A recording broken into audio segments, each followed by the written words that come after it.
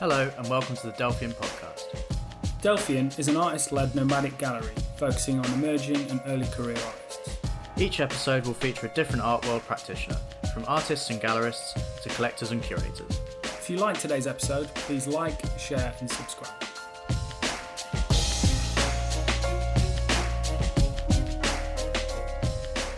Hello and welcome to the Delphian Podcast. My name is Benjamin Murphy and with me, unrelentingly, is Nick James Thompson. All right. Our guest today is Rosie Gibbens, whose intense performances often raise questions of gender and domesticity, using her own body as the medium. She's exhibited with our friends over at Collective Ending and Data Eagle, as well as Lychee One Gallery. Hello. Hello. Hello. So, big question that we ask everyone. Mm-hmm. Why are you an artist? Why am I an artist? Yeah. Not necessarily how. Why? Why? I like it. I think, I don't know, being an artist is like a nice way of living in the world, because everything you experience you can kind of pilfer for your own artwork. I like that. Like I was in the dentist the other day and I was sitting there like everything in here just looks great and I want to make an artwork, and that made my dentist experience really fun. Yeah, you sent me a list of things you've been thinking about recently. One of them was dentists. Yes. One of them was outdoor gyms. One of them was sexy underwear. One of them was lipstick colours. Yes. How do these things all connect? They don't necessarily all connect. They're kind of sort of separate things. The lipstick names is to do with something I'm working on where I'm trying to make a cast of my own mouth to put on a CNC machine to then stamp kisses of lipstick names, to have all of the different lipstick names together in a gallery, in the Black Box UCA gallery. And then what else did you say? Well, what else was on your list? Outdoor gyms? Outdoor gyms, yeah. Outdoor gyms are just strange things. And I think they're really primed for some kind of performance where each machine has something attached to it that can do something to a person, and maybe anybody can come and encounter it, or it could even be just a kind of guerrilla performance which the people using the gym unwittingly participate in. That one's kind of still in the back burner, I think. Do you approach it differently when you do a performance in a public space and then when you do one in a gallery space? I don't really approach making the work differently, but it always ends up being different when it happens, because there's a different kind of engagement. There's often a lot more heckling if it's in an outdoor space, because people don't have that kind of religious feeling. They're just like, why is she doing that weird thing? Which I actually really like. But I did one for Freeze Week at Charlton Gallery in the summer, and it's between these two high schools, and there were all these teenagers being like, oh my God, is that her asshole? And I was just like, yeah, that's so... And it was funny because the people being like, trying to make them be quiet. And I was like, no, it's great. Like, I'm making work that's meant to be like odd and challenging and to make people confused, and think something that maybe we think is sexy in one setting is kind of grotesque in another setting. So the fact that these teenagers were having were kind of really shocked. And then afterwards I was like, you can touch it if you... Not my real arsehole. It was a photograph of an arsehole, which I was like, you can touch it if you want. And they thought it was really gross. I thought that was great. Because they're probably used to seeing arseholes, being fucked in pornography. So they might as well see one that's made of satin and on a medical screen in a trade show tent, which is what I made. So is that part of the work, the response? It kind of has to be. It's not really part of the intention, but it's part of the reception. I think it's quite good that you managed to shock teenagers. That's quite Me an too. unusual thing to be able to do. It was funny because then as it went on, they were kind of trying to embarrass me. Okay. Or kind of, and also that a lot of what they were saying were quite kind of objectifying statements, I suppose, about like what they wanted to do or whatever. Which I can understand because I was in the street making sexualized gestures. But then them commenting that was just made it quite a bit uncomfortable for me, but for the audience as well, which I think is kind of where the rub is in the work, like something that can be kind of funny or entertaining or joyful, and then something that's kind of unsettling or, I hope, makes you think about how we kind of consume bodies visually. So as a performance artist, naturally what you create is often ephemeral, and once the performance is over, they cease to exist. How do you record the works, and is it possible to capture everything that exists within performance on the recording? No, it's not possible to capture everything, but I think it can have a life of its own. I really like thinking about documentation and doing photos and things. A lot of performance artists find that it has no relation to the original work, or it kind of ruins it. But for me, it's just like another thing for me to have control over, I suppose. When I don't have control over it, then I feel a bit because it's not. I think very visually, and I think very carefully about the aesthetics of the performance. So in a photograph, then I want that to mirror my intentions. It's been fun as well. I recently did a collaboration with Manuel Vasson, who's a photographer, and so we kind of staged the performance for the photograph rather than for the audience, which brought out things I hadn't realised. Is that the thing with the window blinds? With the blinds, yeah. So does that work then exist as photographs? So the photographs aren't necessarily a record now of an existing work that doesn't exist anymore. Are they the work? It's kind of both. Yeah. I haven't really decided yet. Also, I don't really mind that much. I feel like it's a discussion that always gets brought up around performance art because the way we often see it is after the event. But to me, it's all just segments of the same orange. Great metaphor. So, what you said about the people kind of trying to embarrass you when you were doing your performance made me think immediately of my favourite performance work, potentially even my favourite artwork of all time is Rhythm Zero by Marina Abramovich. And that is kind of an exploration into crowd mentality, and it's a bit like the Milgram experiment and exploring how people can just get very mean very quickly. Do you have many negative responses to your work, and is it ever frightening? Because you're when a painter does a painting, they're kind of putting themselves out there to some degree, but when you do a performance, it's even more so. And yours are kind of quite intimate things that you share as well. I don't want to kind of make any statements about kind of being afraid or being brave or anything, because, it's all my choice and I'm always in control of the situation and I can stop at any time. I don't think there's any kind of, grand... I don't know. I just like the idea of bravery feels kind of a bit fake. And if I was brave, I could do a lot more important things. I guess personally, there's been times where I felt a bit uncomfortable because I'm constantly engaged with this idea of looking at and being and looking and being looked at is what I mean. And so when I feel myself being looked at in a certain way, which I understand is kind of what I'm trying to critique, that can be a bit of a mouldy feeling because. So I did, for example, a performance outdoors, and there were these two guys who were I would think I was naked. Well, I was partly naked, and I was on all fours, so it was kind of very vagina focused. And I hadn't really thought about it, to be honest. I just did it, and then these drunk guys were kind of on all fours behind me and kind of doing I'm doing the thing where you put your fingers in front of your face and you put your tongue through the fingers for your listeners. I don't know what that's called. And I was just looking at them and I was like, this is interesting. This doesn't feel very good. But then everybody else is seeing them do it. They're kind of becoming part of it. They're part of the work now.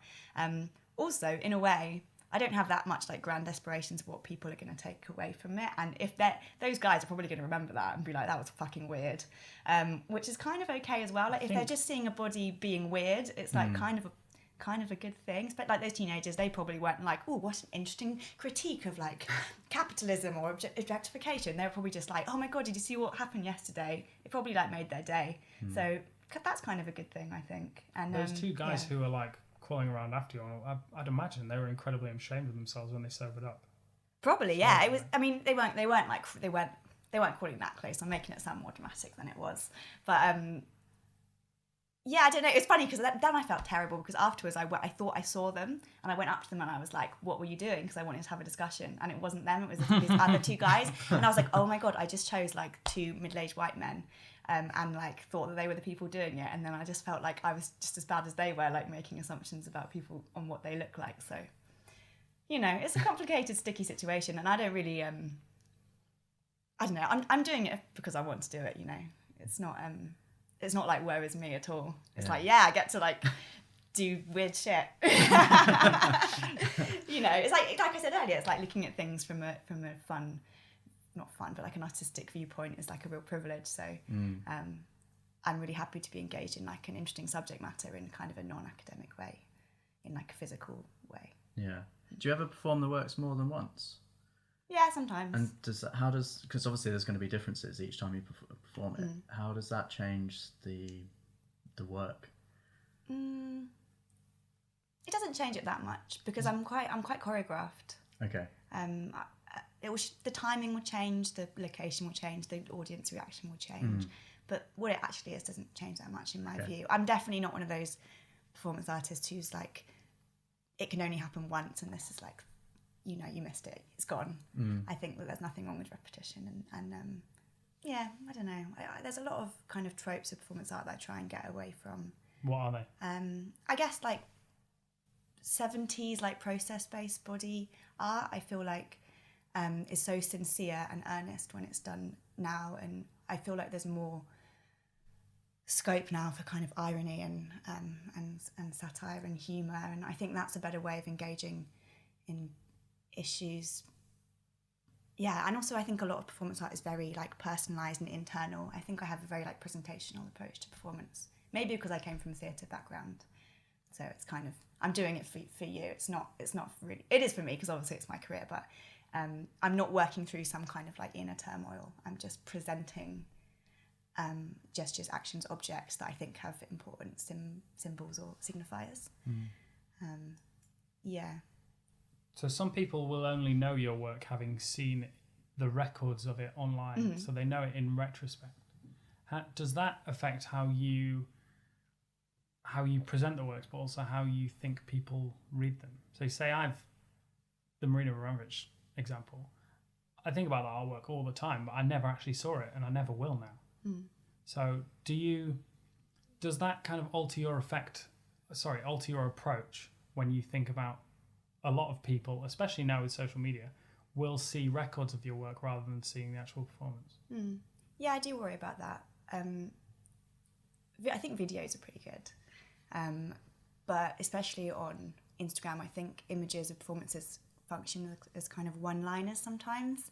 And they're kind of the pinnacle image maybe that I would put on Instagram, which is kind of the visual, sometimes like the visual pun or the kind of the hook basically, which worked really well on Instagram because that's kind of what it's made for. But there's a lot of stuff which is moving between images or kind of I don't know, that's just less visually striking maybe, that is still really important to the work, but that doesn't work as an image. So yeah, I worry about it. Also, I mean, like I said earlier, like I'm interested in kind of the ways bodies are consumed, and social media is like a really big one for that, especially in terms of like the idea of like reclaiming your own image through like selfies, or I'm always a bit like unsure about what that means and how I feel about it. So to then constantly be posting pictures of myself within a feed, within like the I don't know, the way that media presents bodies, but I'm kind of rambling a bit, but I feel basically like when I post a picture where I have less clothes off, I get more likes, for example, and that's something which I have to kind of understand, reconcile with in kind of my body of work, because that means something. Do you understand? Yeah. Yeah. Is it that I suppose that approval that you're critiquing, so that they're getting more likes when you're less clothed? I'd like to say that, but I like getting the likes. And I don't take it too seriously, but yeah, how can you critique something though while you're part of it? So I'm not sure how successful that is sometimes.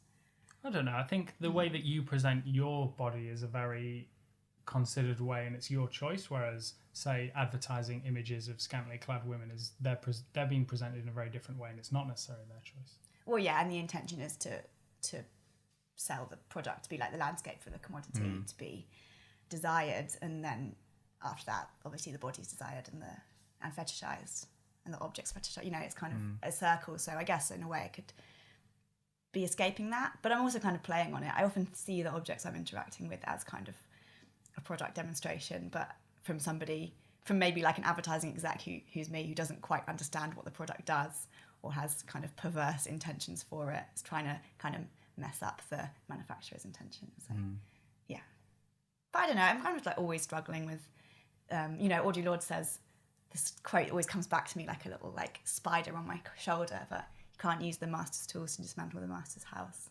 It's like, it's so good, so I can't ignore it, but then at the same time I really like mining culture for things that interest me in advertising, and the work wouldn't be anything without all of the objects I engage with and the images.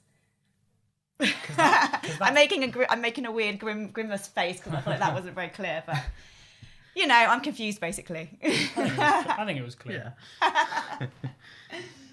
So performance is a difficult, or obviously not impossible, but it's a difficult art form to sell.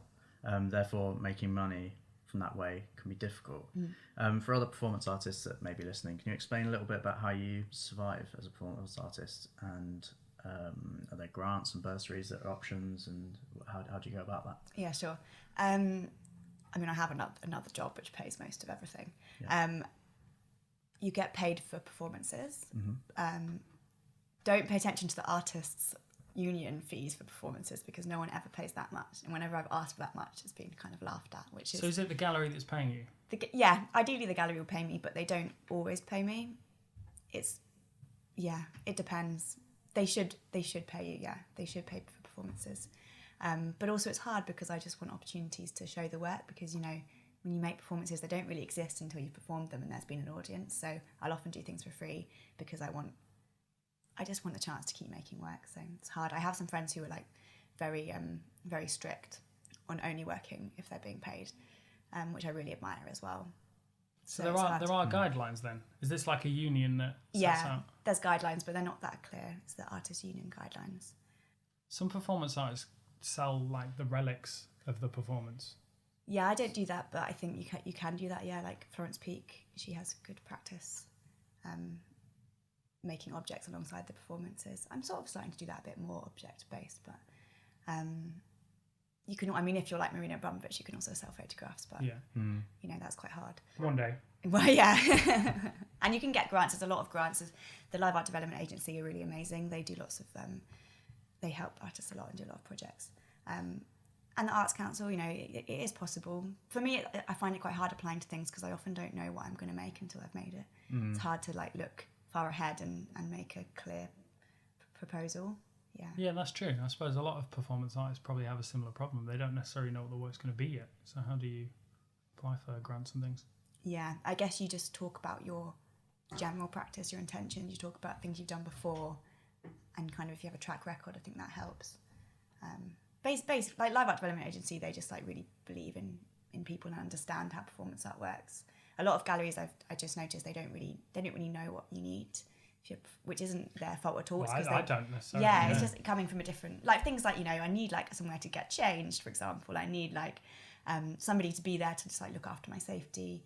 I need a little bit of time beforehand to get ready. It's just very simple things, but that maybe isn't thought about so much. And then in kind of the longer term, I think you need just time for R&D, it's a theatre word, but to kind of just have thinking time. What does R&D stand for? Research and development. Yeah, and also it's when in commercial galleries, I haven't done that much with commercial galleries, but often they're selling those paintings for quite a lot of money, and so it seems reasonable that they would pay a fair amount to have a performance happen, especially if it's there's a whole thing about adding to the cultural capital of the gallery and kind of being entertainment for private view, which is fine. But private view performances, they need to be a certain thing. They need to be short. They need to be attention grabbing. They can't be very quiet and small. So I think I understand why a lot of performance artists have kind of gone into moved out of that system. Also because maybe they don't want to engage in the commerce. Performance space, for example, in Folkestone are incredible. They kind of just only make performances and they just support artists, and it's pretty nice as well if you're performing not to be in a room surrounded by paintings. Yeah. Is there anything you've done in your career so far that you wish you'd never done? Loads of things. In my art career. Yeah. Not just in life. Not Just just well, I don't know. what things are you ashamed of? So yeah, there's a lot of things I wish I hadn't done. Well, I don't wish I know that's not true. I don't regret them because I learnt from them, but I think they were really bad artworks, and I think that they stepped over the line of kind of I don't know. Basically, they were just shit. Like for example, I made a performance which I really regretted, where I had a flip bin, like, you know, the bins where you touch with your foot and then it flips. Pedal bin, that's what it's called. And then there was like loads of cream on the top of the pedal bin. And then I was like leaning against the wall with my head to the wall, my hands to the wall. And I was wearing a dress, I had my skirt up so my ass was out. And then people could step on the pedal bin and then it would hit up and hit the cream on my ass. Which I thought was quite like, you know, quite a nice mechanism. But basically I didn't really think any more other than the mechanism, and it just ended up being kind of too much for a passive position to be in. And you know, I couldn't see anybody. I was literally like an object. I was still, and people could do what they wanted, and it just didn't really, that dynamic between audience or spectator or I don't know, collaborator, I suppose, if they were part of it, and me didn't really feel fitting with how I felt about myself and the way that I always want to have control over my body and be kind of, I guess sometimes I find the word reclaiming a bit gross, but I guess reclaiming sexualized images. It just felt like I was participating in it. So that's one, I think. And then afterwards I remember someone was like, oh yeah, do you like sploshing? And like there's all this with this guy, this discussion about how it was kind of sexy, and I was just like, oh, it's just like really, it was really shallow basically. So that's something I felt wasn't very successful. Also, sorry, no, go on. This is kind of a separate point, but also I think I've sort of learned that my body is kind of my, I don't want to say brand, but brand. Like, and so I shouldn't be using it for things which don't fit with the brand. So, God, that's so gross. Maybe, what's a better word than brand? No, that's fine. That's good, I think. Yeah. So for example, I did some, like I was in some photo shoots which I got paid for, and I was nude, and afterwards I saw the image and I was just like, oh, it's just like an objectified image that I've participated in. And although I was doing it as a job, I decided I wasn't going to do that because it, you know, is my body and my face, is my work, and it can't be. You know, I have to be quite careful about that stuff. Which sounds quite, I don't know if that sounds pretentious. No, I think it's just important to think about. No, I think it totally makes sense. That that passivity in the pedal bin. Yeah, and those pictures are really passive. That was the thing. Yeah. They were based on history of art. They're really amazing artworks. I don't want to be a dick, but just for me and my politics didn't fit. Yeah, because you're very active in your work. Yeah. So yeah, that I can understand why that would be a little bit of a disconnect. And I want to be able to confront people with my eyes. I mean, sometimes I could have my eyes covered, but I'm kind of, the gesture can be confronting. You know, if I'm doing like 50 slap drops, like maybe I'm not looking at everybody, but like I'm active and I'm deciding to do it, and they're kind of, the viewing basically is enough of a engagement. I don't need a physical engagement. I don't want to make work like that, you know. So another question that we ask everyone, and I'm expecting yours to be even more wild than some of the other responses we've had. Oh no. If you had unlimited time, space and money, etc., what is the one project you would love to do? Oh, that's a great question. I'd like a house, or like maybe a hotel, or like a huge building, and then every room would have a different performance in, and you could just wander around, and I guess I'd have to work with other people. It couldn't be me in every room, but that it would be some kind of domestic, or maybe even a supermarket, like not a gallery space, like a strange space where commerce goes on. So would it be being used as a supermarket? Possibly, I don't know. There would just be loads of performances going on. Maybe that would be cool. There we go, you're helping me, you're making me have the idea. I was just wandering in doing their shopping and there's loads of stuff going on, imagine. Yeah, and then people would come up, people could come, but maybe they could also do their shopping at the same time, and they could also see art. I don't know, something really, really big, with loads of money. Well, unlimited money.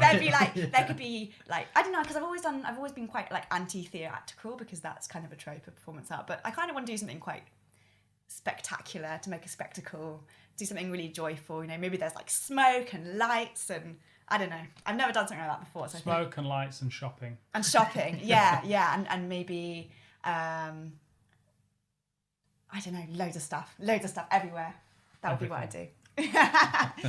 I think you're right. I think a shopping centre will be better than a house. A house is, I'm kind of moving away from like the domestic side, because I think it is making quite stereotypical statements about women, which I don't want to really make. It just started off because I was using stuff that was around the house, so that became my kind of catchphrase. But now I'm more kind of interested in just manufactured objects, I say.